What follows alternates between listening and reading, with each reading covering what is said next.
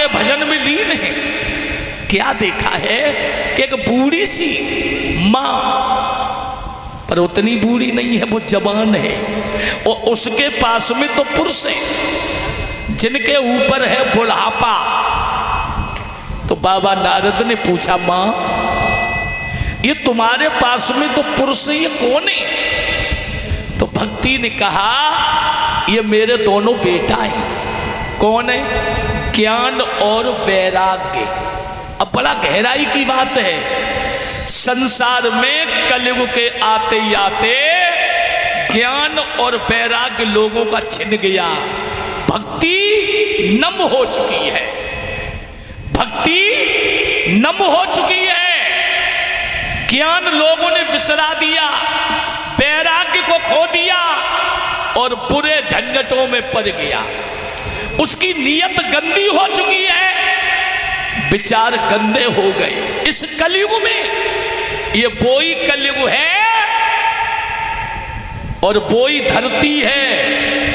एक दिन वो था जब किसी की बहन बेटी ससुराल से पीहर आया करती थी और रास्ता में लेट हो गई, तो पूछा लोगों ने, तुम किनकी बिटिया हो?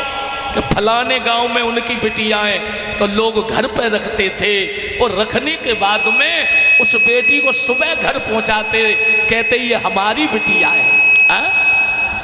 परोरे कलयुग, जहां हमें बहन बेटियों का सम्मान करना चाहिए। क्यों? ये बेटी हमारी देवी होती है, घर की लक्ष्मी होती है। मगर आज हमारे समाज में बहन बेटियों का सम्मान कहां पहुंचा दिया। याद रखना, कई बदल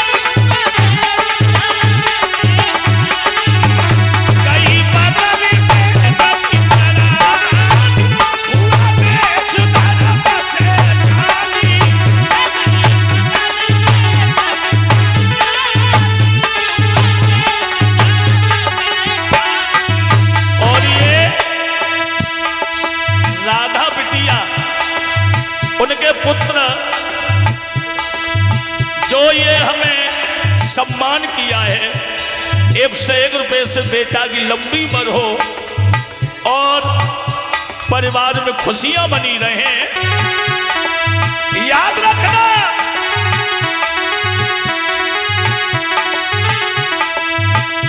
पहले क्या था अब क्या है।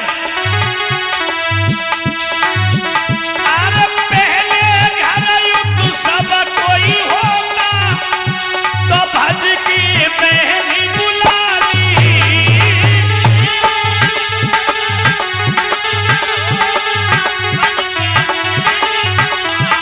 जैसे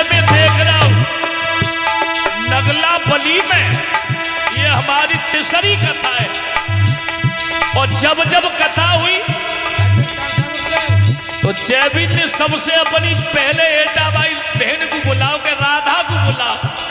बिना राधा के भक्ति जग नहीं सकती, क्योंकि जब तक बहन भानी जी नहीं आएगी तब तक यज्ञ सफल नहीं होता। पहले युद्ध सब घर में होगा तो भज की बहन बुलानी।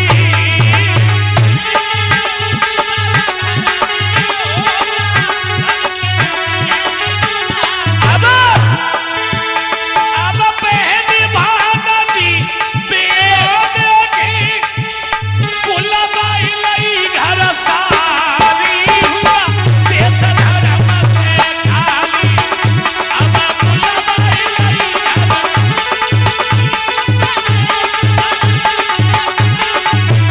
कई बदल के रखी प्रणाली हूँ देश धर्म से खाली।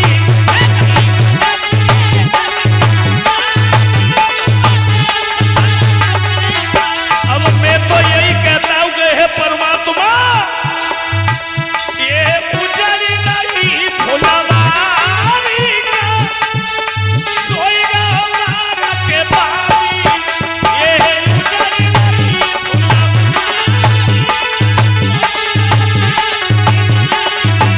ये उजड़ी नहीं फुलवारी का सोएगा हमारा के बारी।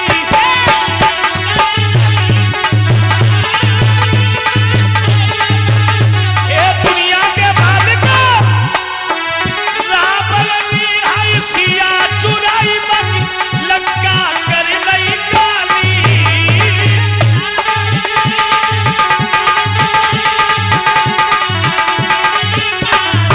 हे दुनिया के मालिक, जब रावण ने सीता मैया का हरण कर लिया तो लंका को खाक कर दिया।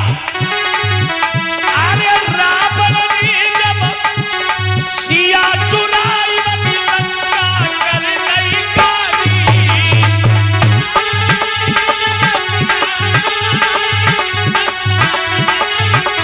अब दिन दिन पाप दुनिया में बढ़ना का सोएगा हमारे के बाली हुआ देश धर्म से खाली।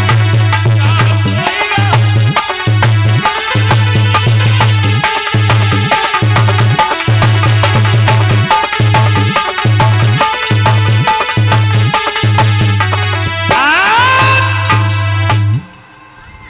याद रखना भक्तों, गई बदल वेद की प्रणाली हुआ देश धर्म से खाली। श्रवण कुमार ने माता पिता हित लाखों तकलीफ उठा ली। आज माता पिता भूख न मर रहे सब तीरथ है घरवारी हुआ देश धर्म से खाली। सबसे बड़ा धर्म सबसे बड़ा तीरथ एक ही है भक्तों। मैं उन बहन भाइयों से नौजवान बच्चों से यही कहना चाहूंगा भागवत व्यास गद्दी से कि जिसने अपने माता पिता की सेवा कर ली, इससे बड़ा दुनिया में कोई तीर्थ नहीं है, इससे बड़ा कोई यज्ञ नहीं है। क्यों? भागवत हमें ये ज्ञान देती है। जितनी भागवत कथाओं को पढ़ो उनमें चर्चा यही है कि सबसे पहले घर में पत्नी है, माँ है, बहन है, यत्र नारी पूजनते तत्र देवता रमनते। हमने अपने बहन बेटियों का सम्मान करना सीख लिया, उनके सम्मान में खड़ा होना सीख लिया। इससे बड़ा हमारा धर्म कोई नहीं है। हमने अपने माता पिता की सेवा कर ली, इससे बड़ा दुनिया में तीर्थ नहीं है। घर में माता पिता दुखी हैं, बच्चा काबल लेने जा रहे हैं। अरे जब तक इस शंकर को खुश नहीं करोगे तब तक परमात्मा भी खुश होने वाला नहीं है। देखिए माता पिता हमेशा दुआ देते हैं मेरे बच्चे की लंबी उम्र हो। माँ की दुआ किसी देवता से कम नहीं है। जिस बच्चे ने माता का आशीर्वाद ले लिया, पिता का आशीर्वाद ले लिया, ये हमारे फौजी भैया हैं, मैंने ऐसे ऐसे लोगों को देखा, सब जिंदगी नौकरी करी, उन्होंने 5 कन्या नए खमई दरवाजे पे, और ये चौथी भागवत हो रही है। ये कम नहीं है और किसी बात की कमी नहीं, परमात्मा की कृपा से। ये पिछले संस्कार हैं। हमारे फौजी साहब ने परिषद पद पे हैं, इन्होंने वो करके दिखा दिया, अपने माता पिता का नाम रोशन कर दिया और अपनी माँ की कोख को एकदम से बहुत धन्य कर दिया। 2 रूप से किया है। देखिए, जिस माँ का बेटा अगर दानी पैदा हो जाए तो उस मैया की कोख धन्य हो जाती है। जिस माँ का बेटा दानी पैदा हो जाए उस मैया की कोख धन्य हो जाती है। जिस माँ का बेटा भगवान का भक्त हो जाए उस मैया की कोख धन्य हो जाती है। जिस माँ का बेटा भारत देश की रक्षा करता हो सीमा पे, उस माँ की कोख धन्य हो जाती है। और जिस माँ का बेटा दानी पैदा हो जाए तो समझ लो उसकी कोख धन्य हो गई। और अगर जिस माँ का बेटा साधु हो जाए, संत हो जाए, तो उस माँ की कोख धन्य हो जाती है। तो हमारे परीक्षित महाराज ने तो दोनों ही काम सिद्ध कर लिए। दान भी कर रहे हैं, भगवान से जुड़े, भगवान के भक्त भी हो गए। और पहली बात, भारत देश की रक्षा करने के बाद तब आंगन में लौटे और जब जब आना हुआ तब तक कथा का अनुष्ठान करवाया। एक बार सब लोग हमारे फौजी साहब के लिए हृदय से ताली बजाइएगा। और मैं सभी अपनी बहन बेटियों से, बुजुर्गों से, माताओं से, बच्चों से यही निवेदन करूंगा कि इस नादान बाबा का भी बड़ा सौभाग्य है कि हमें बड़ा सम्मान देते चले आए। जब जब घर में कोई अनुष्ठान हुआ तो हमारे फौजी साहब ने हमें आंगन में बुलाया। भागवत पूरे नगला बली, पूरे चैथरा क्षेत्र की है। सभी आते रहे, कथा का आनंद लेते रहे। बोलिए गोविंद भगवान की।